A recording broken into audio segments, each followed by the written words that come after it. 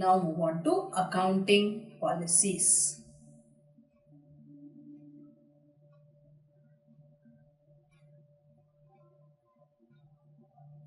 What are accounting policies? Actual methods based on principles and concepts. Like we mentioned before, accounting policy, charging of depreciation is a principle. How to apply this principle? To apply this principle, charging of depreciation, we may use the written down value method or the straight line method. If we adopt the straight line method, our policy for charging of depreciation is straight line method. We should apply that principle, use the straight line method year after year after year. So they are actual methods based on principles and concepts. There may be alternative methods, and though accounting standards have reduced the number of alternative methods, in some cases there continue to be certain alternative methods. Inventories may be valued on a FIFO method. They may be valued on a weighted average cost method. They may be valued under the retail price method, etc. So it's largely accounting policies different. There are alternative methods by which a principle can be applied, whether it's for valuation of inventories, method of depreciation, valuation of investments, etc. The accounting standard lays down the acceptable methods, the acceptable accounting policies.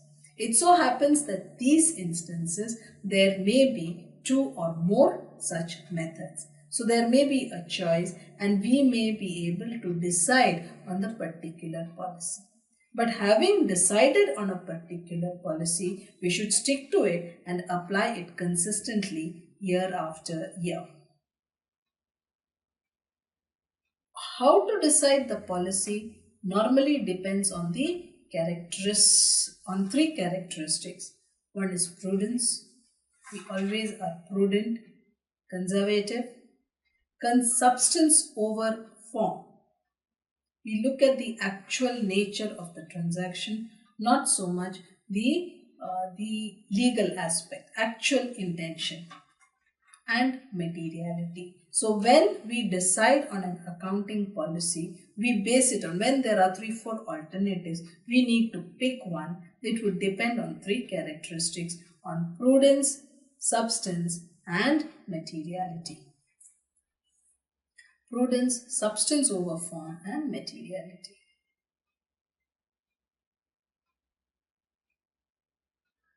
Reasons for change in accounting policies. Policies must be applied consistently. We cannot keep changing an accounting policy once adopted. Having said that, we are allowed to change. An accounting policy may be changed under the following circumstances. We've already discussed this before. If it is required by law under a statute. If because of some new accounting standard, in order to be compliant with an accounting standard, an accounting policy is to be changed. And if the change will result in a better presentation of the financial statements also, we could change the accounting policy. But in that case, in all these cases, if we do change an accounting policy, we should disclose the fact that there has been a change in accounting policy from this method to that, and what is the effect on the current profits and the future profits as a result of this change in policy.